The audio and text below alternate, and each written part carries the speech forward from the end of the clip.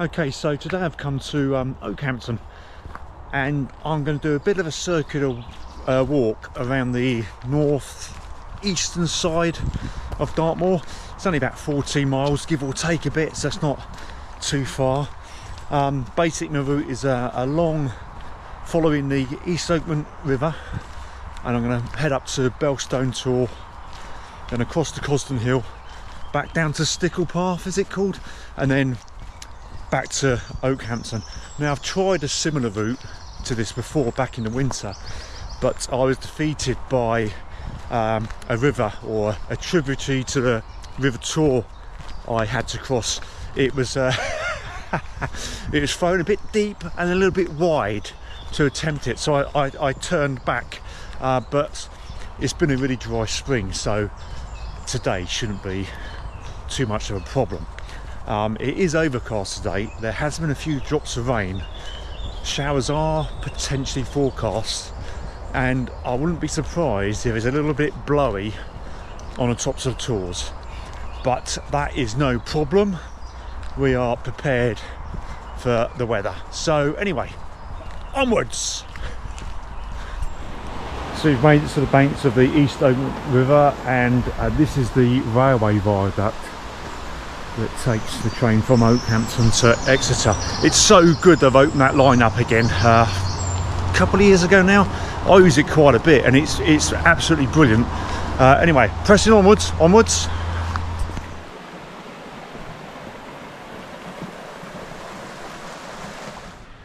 So I'm about to leave East Okement River. Been walking through this wonderful set of woods. I'm not sure what they're called. They might be called tramline woods, but really nice. Had a good little wander around there up a coombe, and we've popped out into the sort of open moor now. So the next thing is to start heading up towards Bellstone Tor. Yeah, this is actually going to be a pretty steep climb. Why don't I bring on walking poles? Okay, so ahead of us now is Bellstone Tor. That's our next stop. Do you know, I find the shapes of the granite on Dartmoor fascinating. Look at that, I can see there's gaps left through them, so you can see daylight. I mean, and sometimes as well, it could be on like that's just a small section of granite there, but sometimes some great big slabs of granite have these little slithers of light passing through them. Not quite there yet, but not bad, is it? Wow. Yeah, I'm glad I came up this way. Okay, so I'm on Bellstone Tor now. As predicted, it is a little bit blowy. Looks like it's raining over there, but it's not a bad view, even though it's overcast today. Looks like, I think that's Cosdon Hill over there, but our next stop is going to be Higher Tor. So I don't know if from up here the camera's going to pick it out, but there's the ford down there. I've got to cross, and yeah, even though it's summer and it's been dry, from up here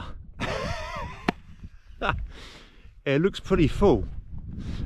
Nowhere near as full as it was last time I was along here, but you know, I have to get down there and have a look. And just a short hop, skip, jump and away is Higher Tor. There's no way I'd do it, but if you're brave enough, I mean, that's like a natural shelter under there, isn't it? You put your sleeping mat, sleeping bag, and be sheltered from the weather. I stress, I wouldn't do it. Okay, here we are on the top of Higher Tor. So now drop down to this this river. I may or may not be able to cross. I don't know, I've already recorded this on a 360 spin, but I mean, this is quite an impressive big vista, isn't it? Look at it, it's huge. To me it looks more impressive dropping down into it than it does looking down from above it, if that makes sense. Anyway, let's go down. More sheep. See, that's a classic example though, so I'm going to get a bit boring now, as normal. But when I'm on the moors looking for deer and stuff like that, that's the sort of thing I follow. See that line? So that's not a footpath. But your animals, your native animals, or the animals in local to the area, they generally know the best way to get around. So if I'm, like I'm on a path at the moment, but if I'm going straight through moor to get to, I don't know, a tor or a certain point on the map, and I'm not on a path, I'll generally try and pick up an animal line that's heading in that rough direction, because more often than not, in fact I'd say all the time, you might go a little bit out of your way, but generally it's the best way to get around anyway. That ford's getting closer and it's looking deeper. Okay, here we actually, that is looking fine.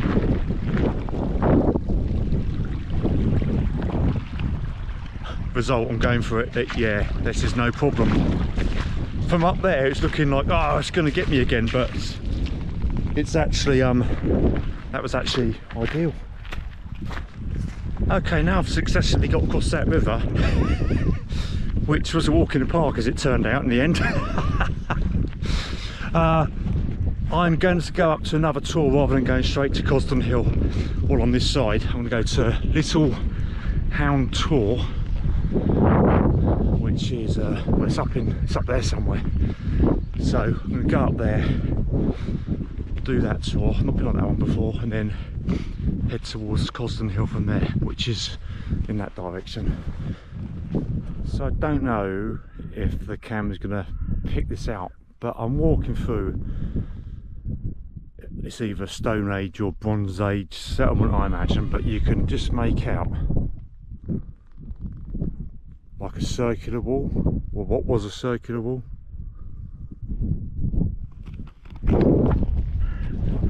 It's fascinating to think that people have been up here for thousands of years. I mean, in the winter it gets really harsh up here, and just a short distance on, this is an outer wall for another one of the buildings.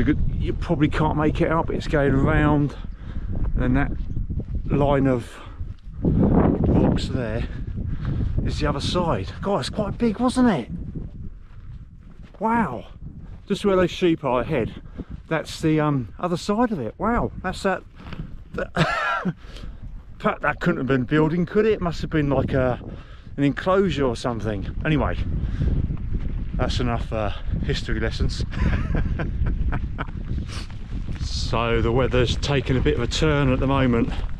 I like it's going to pass though, it looks bright in the horizon. Wow, check this out. So this is a stone circle, and over there, that stone Sticklepath is called Whitemore Stone. Whether that has got anything to do with this, I don't know. But Dartmoor's got plenty of these type of features on stone circle settlements, which we passed through earlier. Yeah, very impressive. Okay, so I've reached the top of Higher Hound Tor, and as I reach the top it stopped raining and there's a lump of blue sky can overhead. Don't know how long it's going to last, but I'll take it. So from here straight on up there to the summit of Cosdon Hill. So I've made it to the top of Cosdon Hill, and this marks today's highest point on the walk, which is 515 metres above sea level. So what's that, about 1,800-ish above sea level? Yeah, another shower has moved in. It's looking pretty grim at the moment. So it's clear over there though, it looks nice over there. So hopefully it's just another passing shower. So next stop is Sticklepath. I think it's called Sticklepath. It's a little village on the edge of Dartmoor.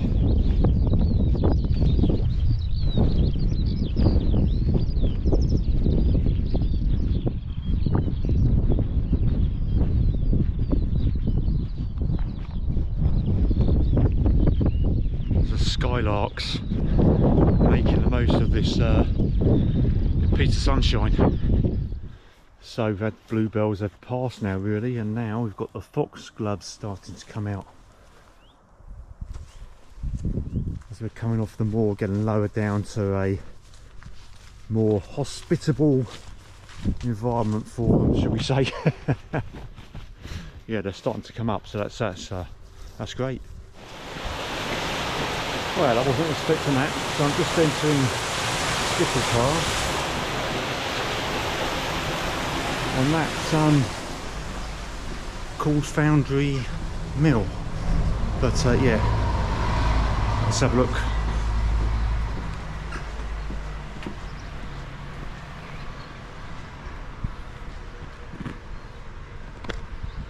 Okay, this way. Okay, I've just been following the River Tor from Sticklepath, and now we're approaching the village of Bellstone. And Bellstone isn't actually that far behind me, the actual Tor. So yeah, here we go. So that's so we've been up Bellstone Tor, and now we're going through, we're just skimming the edge of the village. I don't know what it is about me, and every time I come to Okehampton or Dartmoor by train, I always end up having to run a little bit to try and catch one. Got 15 minutes.